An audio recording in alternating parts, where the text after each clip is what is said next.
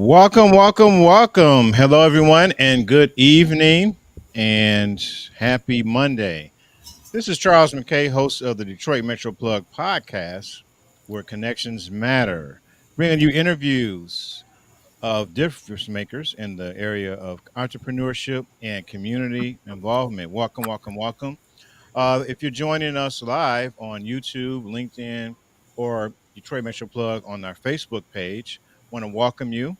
And I want to encourage you to share, like, and share this live broadcast to people who may be benefit from our presentation tonight. We're going to be talking about an individual who was in foster care and how, as an adult, she used her experience to help and serve others. So I'm excited about this program tonight. We have an individual who was in foster care, and as an adult, she used her experience to service others in that area.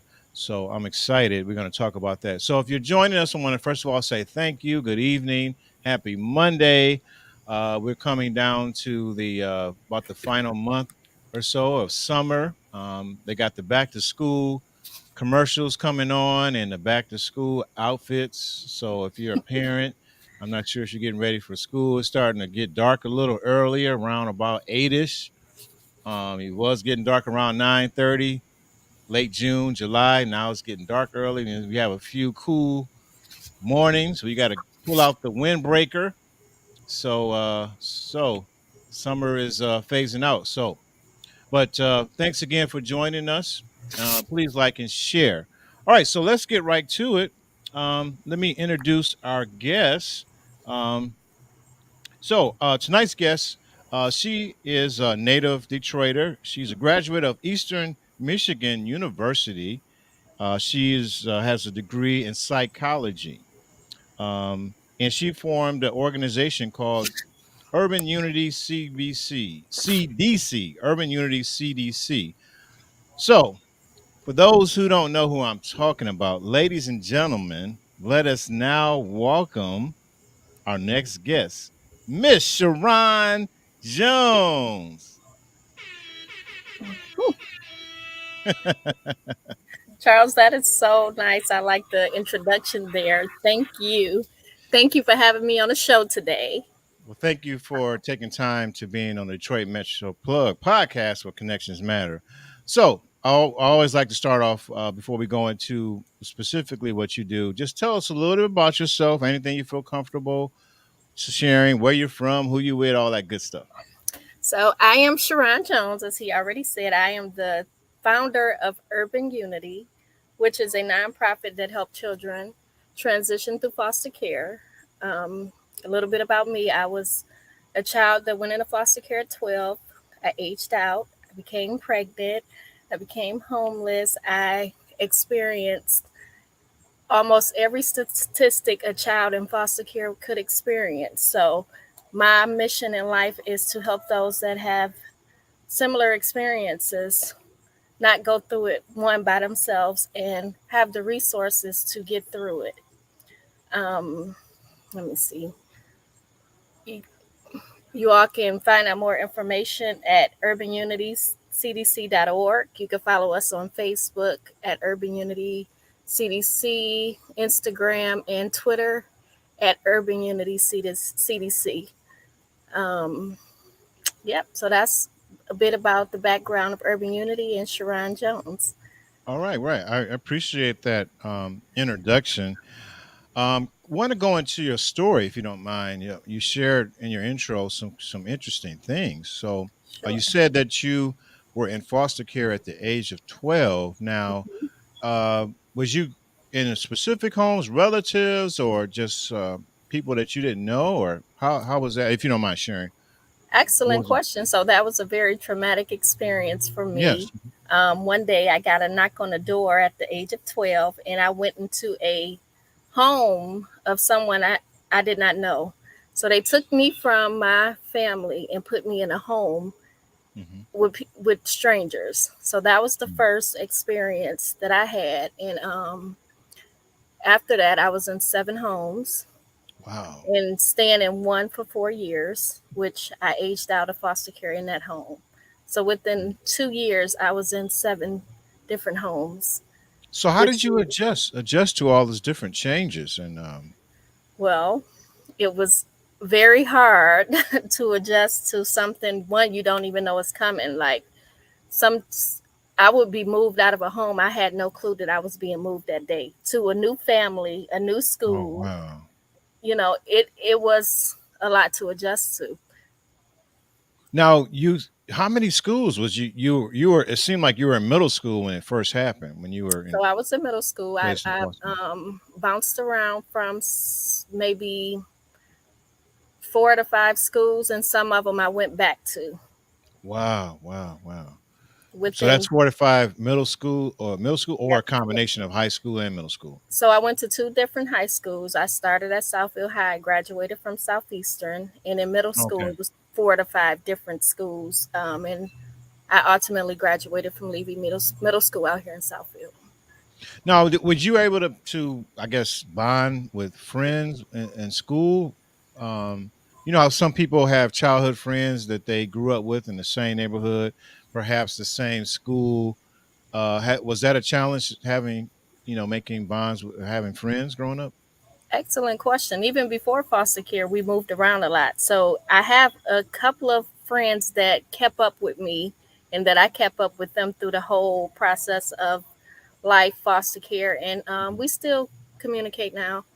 But Okay. yes, it's very hard to connect to anybody because after so long, you're like this, you wonder, is this going to be, or you don't even know because at many of the times I had no clue that I was about to move. So everything Wow. was uprooted. Yes. Okay. So after 1 or 2 times, you're like, "Ooh, I don't want to get close to anybody, or I don't want to Yeah. experience Yeah. that." You don't want to get You get close to guarded. anybody. You You're get guarded. guarded. Now, so what did you have aspirations about what you wanted to be as an adult, dealing with those traumatic things in your life? That is another excellent question. Well, one, you can't even think about much of anything other than survival because you're in a home with some folks you don't know. You're trying Okay. to adjust to this new environment. You going to school with people you don't know. You have like this Right. secret. You're living with people who not your family. Nobody really knows what's going on. And on top of that, you're dealing with a lot of anxiety, depression, abandonment issues, separation issues. You're going through so much. It's hard Yeah. to even think about doing normal things like homework or Right. Right. trying to connect or trying to talk to someone. You're busy trying to figure out this internal thing that's every day is something new you're Right. going Right. through. So, Yes. very Yes. good Yes. question. Yep. Wow. Wow. So, you talked a little about this whole thing about aging out. hmm Um, and so a lot of people may not understand what that means. So is that when you're 18, 21, or what does that mean when you age out the system? So, aging out of the system is when you become an adult and they let you go, which is usually at 18, but they do have some programs now that stretch to 21 where you can get support. Up into financial support. So they give you financial support up until 21 and then you're cut off. So at that point you have to figure it out on your own. And that is when the statistics come in that 1 out of 2 children the age out of foster care is homeless. Okay. Now, why does that? So when they age out, they're homeless. Is there's no support services, or why does that occur? You think, or what was your experience? Well, imagine a child who don't have a support system that's going out there trying to figure it out. One, you don't have any financial literacy. You don't have any kind of guidance on, hey, go get your license. Hey, go Yeah. to the doctor. These support systems are in place for you. Get some mental health support. This is how you find an apartment. This is how you pay your bills. Even though sometimes we think that that is like something you should know, it's Hmm. not. So Right. these Life children are skills. going out there and they have no clue of how to be an adult. Now, I thought. I mean, in full disclosure, I have experience in child welfare with the state of Michigan, just previous employment, but hmm I thought that there was you had programs, you had foster care workers. What was your relationship with your foster care worker? So another excellent question. So my case manager, what a caseworker for our case, it was a lot of turnover. I don't think I had the same Yeah, caseworker for more yeah, that than is six true. months. It's a lot of turnover. So The that's jobs are another stressful. Yeah, thing. That's another thing about getting attached or trying to yeah. build relationships with someone. It's hard for you to open up because you're going through so much, and then now it's a new New caseworker caseworker, right? Yeah, new or a new caseworker therapist. or new So therapist. Yeah. at a certain point, you're like, you're going to be gone soon. Right. So in my case, I never had consistency or someone to like walk me through. Yes, there's programs out there, but if someone is not saying, hey, these programs are out there for you, you don't know until maybe too late. So now I learned so many different resources is out there that I could have tapped into. I had no clue about. Okay. All right. So, Okay. So you end up being homeless. So, uh, and I gotta say, you don't look like what you've been through. So that's a of testimony. course, yes. So you look You great. know, And truthfully, homeless was a choice. I got pregnant at okay, 18 okay, and you got pregnant. moved out the house All right. because of friction in the household. And Right. Hmm. when you think you know it all at 18, which is another thing, you don't know nothing about living, especially if you haven't had the right guidance. So I thought I knew Right. everything and went out there and learned a huge lesson that it is hard out here. Yes. Yes. Hmm. So yep. Okay. So okay. So obviously there was a turnaround point because you. What was the change that you was able to transition from being homeless to going to you went to school and you completed school and did you get what was the support services that help you to do that transition? Well, I wouldn't necessarily say it was a support system. I became a mom at an early age, which kind of Okay. motivated me to be Okay. better. I didn't want my son to go through similar situations that I went through. Right. So, Right. also another changing point, I started working for the Mental Health Authority, or Hmm. BHPI, and I became a peer support, which helped me with all my internal conflicts Right. by training me to help someone else. So, in that training, I learned about myself, which helped me relate to the world in a different way. Okay. All right. And that was a true turning point for me. So having a child motivated you to, hey, I want to provide a Got to better do something different. life and situation for your son. So that is awesome that Yep. happened. All right, so let's go into so you had this experience as a child, almost seven different schools. I believe seven different foster care homes. You had experience with teenage pregnancy, homelessness. So now, fast forward now with all these experiences, what do you specifically do with your organization? So my organization provide resources and programs to children in aging out of foster care. The goal is for them to have a safe haven and a safety net as they transition through. I'm still building the nonprofit, but it is tremendous at helping with resources. Okay. So, what are specific services that you think you particularly work with kids who are aging out of the system, like young adults or Well, foster children 14 to 22. 14 to 22? All right, and you had that personal experience. What are some of the support services they need? Because I want maybe there's people in our audience who may not be aware. They may want to volunteer or support or something. What can you tell us what they would need? Okay, so number one thing is we need foster parents. Michigan right now is at a crisis with foster families. Is Mhm. right now we have 4,900 and something parents, and at this time it's 11,000 children in foster care. So we don't have homes for them. They end up in institutions. They end up in group homes, which the goal is to get them with some stable, loving families. So if I can encourage anybody, please go find out information about adopting or becoming a foster parent at www.michigan.gov. Hope for a home. Um, what what else? What was that question? So Oh yeah, that's yeah. So we were talking about because of your experience. What are some okay. so our audience Um, to know what? So you said Children first thing was to become a foster parent. You gave the become a website, foster parent. and I Yep, didn't know that there was a crisis. it I know is I've seen some commercials and different things, and I'm not aware that there was a crisis. So thank you for sharing that. absolutely. And I know that there's a process. Who are best candidates for being a foster parent? Well, that's a good question. I'll let Michigan.gov tell You them let them handle who that, are the right? best candidates because I don't do that. Okay, My biggest thing is awareness. Please, if you're interested, right, go right. and check that website and follow Mhm. through. Okay, Um, Also, children need mentors. They need that mentor. stable adult or Hmm. figure in their life that's going to walk them through. So we got CASA who are advocates for children. If you want to volunteer for an advocate, please go to casa.com. Also, Urban Unity will be having a mentoring program for children Okay, in foster care 14 to 22. So look for that coming up soon.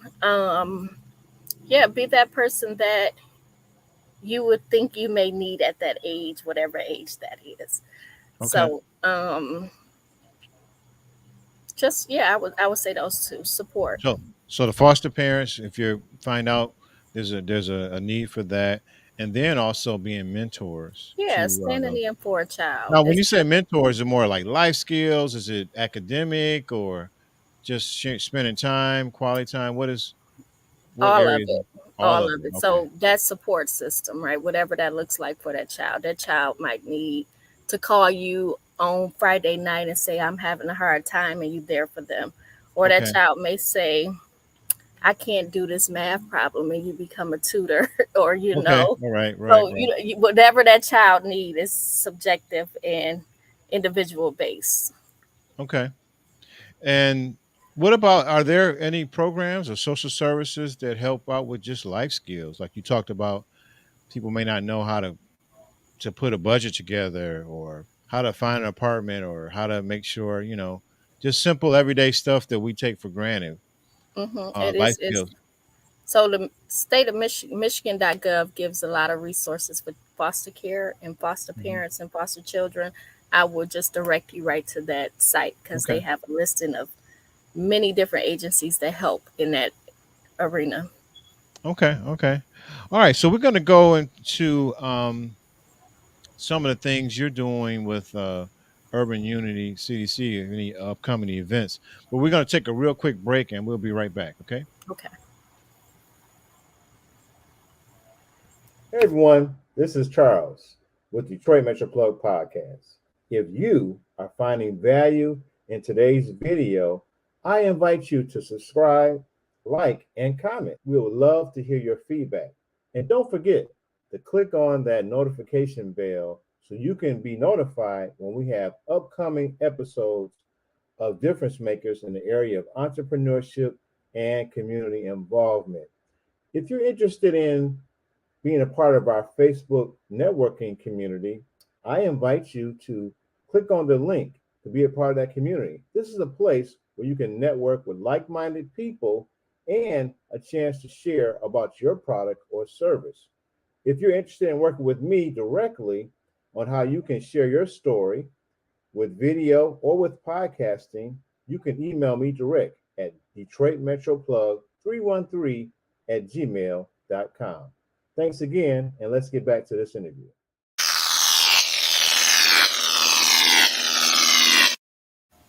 All right, we're back, and if you're just joining us, we're here with Miss Cherron Jones. She is the executive and founder of Urban Unity CDC. Her focus is from foster care to fostering care, and she shared a little bit about her story. At the age of 12, she was placed in foster care, and she had been in different homes, different schools. It was very challenging and traumatic. She became young adult that have a child at a young adult age, a teenage or young adult, and experience homelessness. And but she used took all that what she's gone through and used that to really help others, and particularly foster children from the age of I believe 12 to 22 or 14 to 22. So she's sharing about that, and we're going to go specifically in some of the things. Now, what are some of the things that you've done in the past, or some programs you're going to be having coming up? So right now we are at a pause because I started a job at a nonprofit and it kind of conflicted a little bit. So we're working the Okay, tweaks on that. all So right, subscribe to the newsletter at all right. urbanunitycdc.org and Hmm. just stay connected. And yeah, it will be some things coming down the pipeline in the next couple of months. Okay, that's great. That's great. That's great. So Um, so if people wanted to volunteer or get in touch with you, what's the best way they can get in contact with you? they can contact me on Facebook at Urban Unity CDC, um, Instagram or at Urban Unity CDC at on the website Hmm. urbanunitycdc.org, or you can email me Sharon J at urbanunitycdc.org, and that's my name, Cherron J at urbanunity.org. Yep, so you can reach me there if you have any questions, want to volunteer, have some ideas. Okay. You can reach out to me on those channels. Okay. And just for those, if you watch the playback, particularly on YouTube, I put in the description below I'll put the website, her email, so you can get in touch with her if you're interested in learning more, maybe volunteering or maybe supporting. Do you need financial support in some of the projects that you're doing? Absolutely. Hmm. Finances is always important when it comes to nonprofits. Absolutely. Okay, So that's great. And what's the best way for them to donate? I'm trying to they could, get they get could you. donate on the website. I'm a part of Network for Good. They could donate Okay. through Network for Good. I'm a Hmm. part of United. What is that? United Way or United Way. Yep, I'm a United Way? part of Okay. United Way. I'm on their website. They could donate through them. So Okay. yeah, All right. Yeah, I'm trying to get the resources you need so you can continue to make an impact. A few other thank you. questions. I appreciate that. What was the major drive, you don't mind me asking, for you to get in this kind of work? One, it's always been a person that showed up for me in a Okay. time that I need them the most. Even if that relationship didn't stick, the timing was perfect. So I realized that in my life, I needed a person and I wanted to always give back to the communities that affected me the most, which was foster care. And children need a person to be there with them. And not just children, people, we need somebody there to help us along the way. Yes. So that is my one motivating thing, to be that person that I once needed to somebody else. Okay.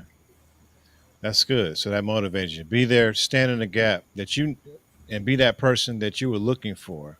Yep, Do you have any like testimonials or people you've had an impact on or that you mind sharing about?